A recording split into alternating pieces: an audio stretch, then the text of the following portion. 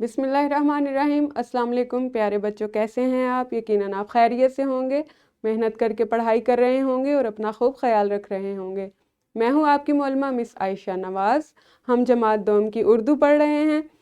आज हम अपने अगले सबक का आगाज़ करेंगे जो कि आपकी किताब का 11वां सबक है।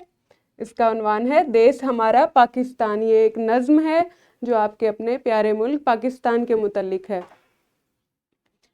हम अपने सबक की तकसीम देखते हैं। इस सबक को हम कुल 4 हिस्सों में पढ़ेंगे। पहले हिस्से में आप पढ़ेंगे जुमलों को रुमूज़े औकाफ के साथ खुशखत नकल कर सकें। इसके साथ आपके पास हासिल ताल्लुम होगा टीवी, मोबाइल और कंप्यूटर वगैरह पर सादा जुमले पढ़ सकें।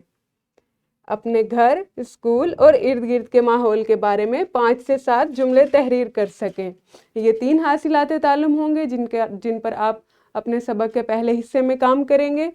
सबक के दूसरे हिस्से में आप पढ़ेंगे 1 से 20 तक दुरुस्त अददी तरतीब लिख सकें, पहेलियाँ, लतीफ़े और अशार सुना सकें, अल्फाज की इब्तदाई आवाज़ तब्दील करके दुरुस्त तरीके से नए अल्फाज बना सकें। ये वो हासिलात ताल्लुम है जिनको आप पहले पढ़ चुके हैं, सीख चुके हैं।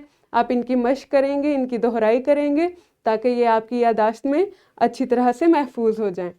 सबक के तीसरे हिस्से में आपके पास हासिल ताल्लुम है नज़्म, कहानी या वाक़या पढ़कर मुख्तसर सवालात के जवाब दे सकें।